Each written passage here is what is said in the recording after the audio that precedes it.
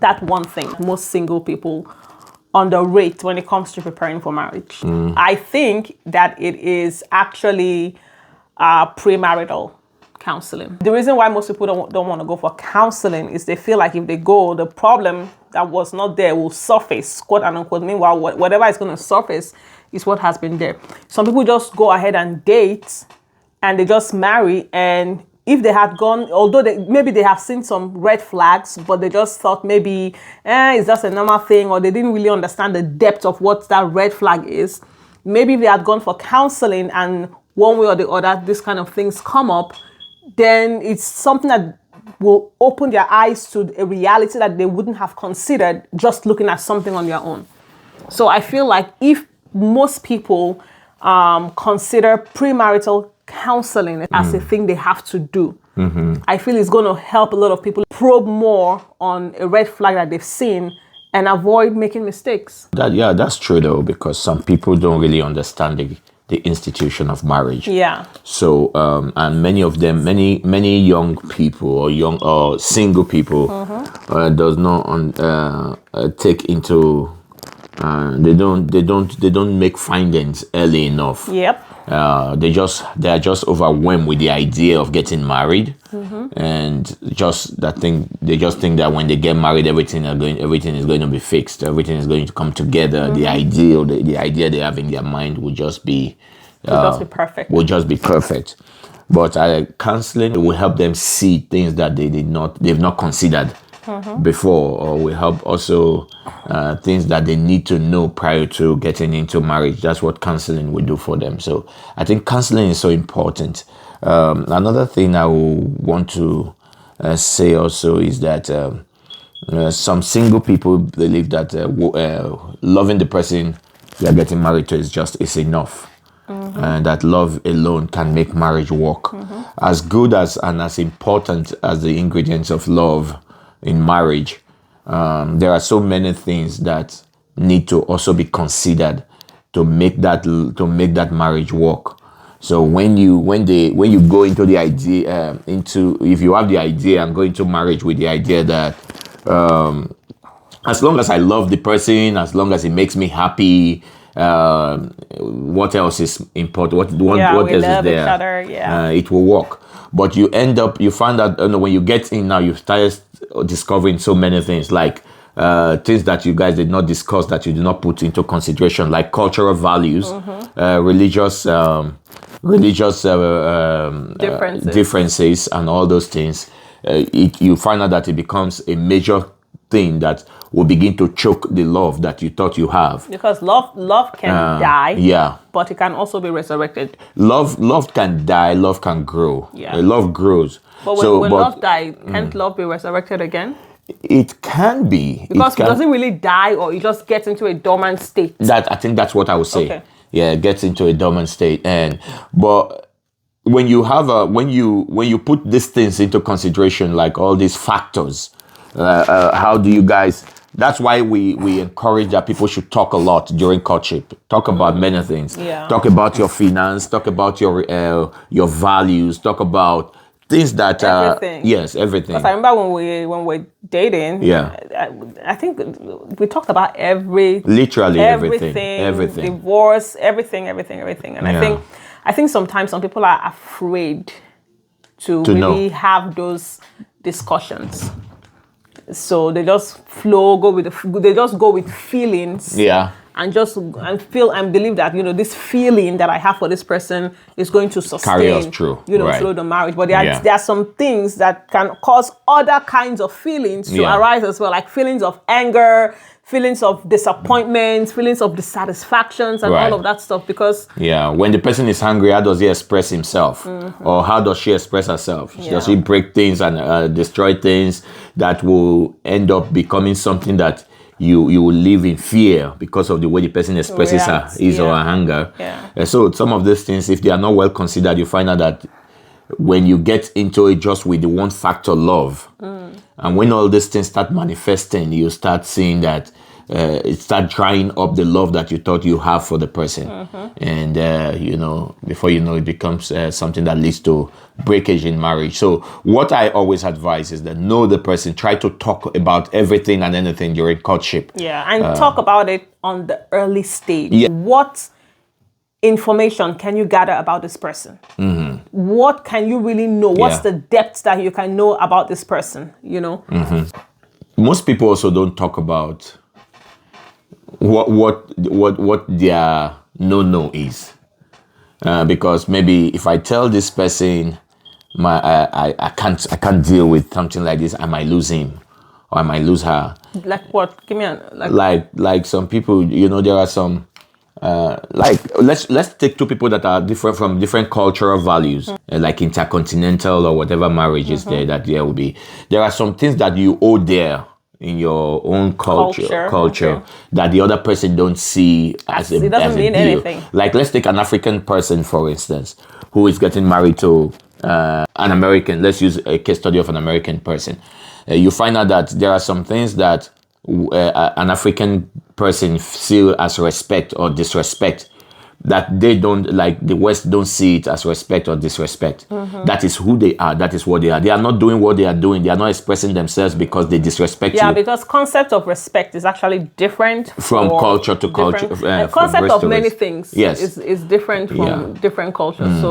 So for you, if respect is something you hold really dear, as in so high, on the highest thing that the person have to do this, then you have to discuss what is your concept of respect. Yeah, and let the person know. Can this person respect you that way? That way, what you call respect. Yeah. Because this other person might be doing some other things that make you and she feels that she's respecting you. Yeah. But for you, it's disrespecting you, and so the person don't know your concept of respect. So if those kind of things are not put into considered, how they could have that kind of conversation, that this is a no. If you do this to me, it's a no for me. I don't take someone disrespecting me in this way.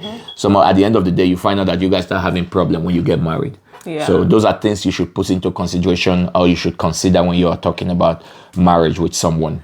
Yeah, another thing, and I think this one actually hit me when during Sunday school today, when we were reading the book of Judges, and we're talking about Abigail. Say Abigail was a beautiful something woman, but she married her husband. Her husband was wicked, fool. Like a beautiful woman married a fool. Like how Right. Another thing is character. Right. Character. Some people, and if we do it in the Christendom, most Christian people confuse spiritualism with character.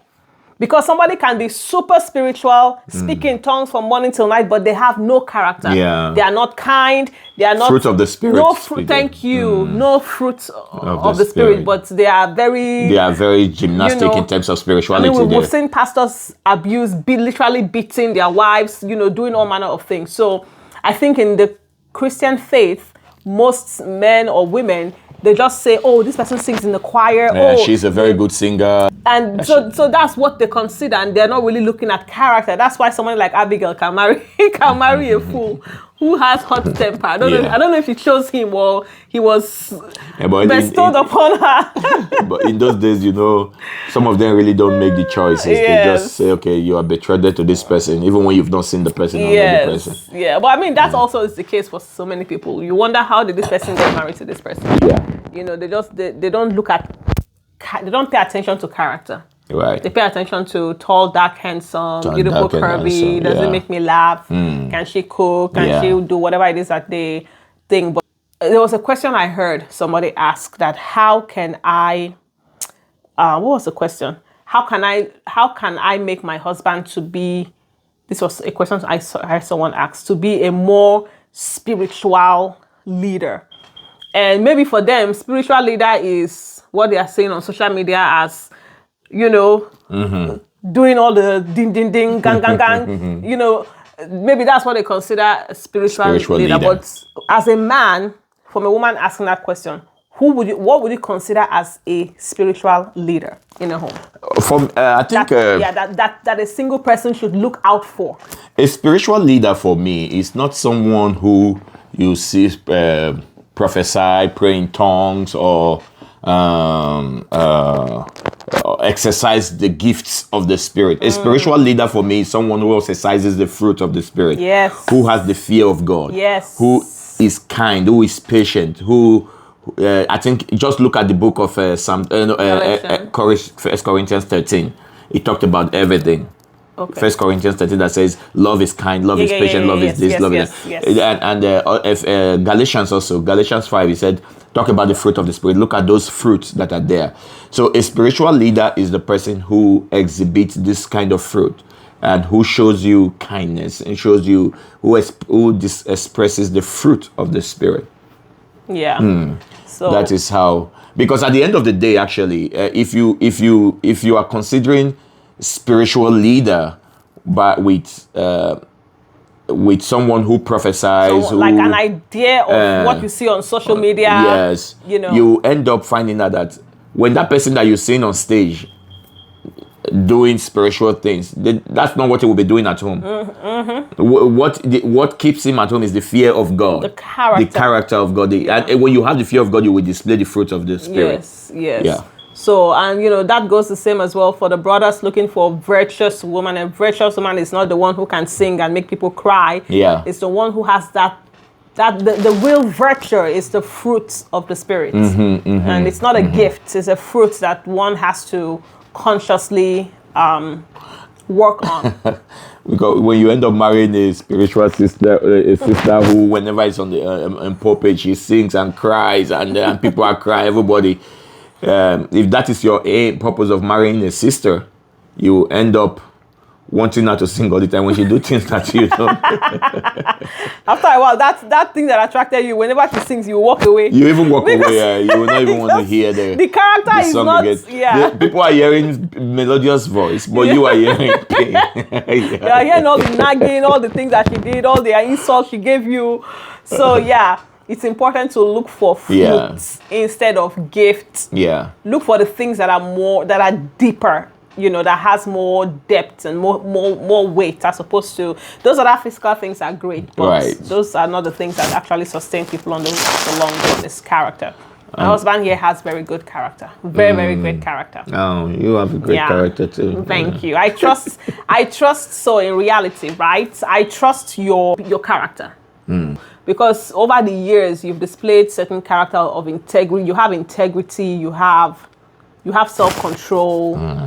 And I think one of the things that you have is you have a very soft spot for God in your heart. So those are the things. Yeah, that's why I advise people to marry someone who fears God more than he fears you.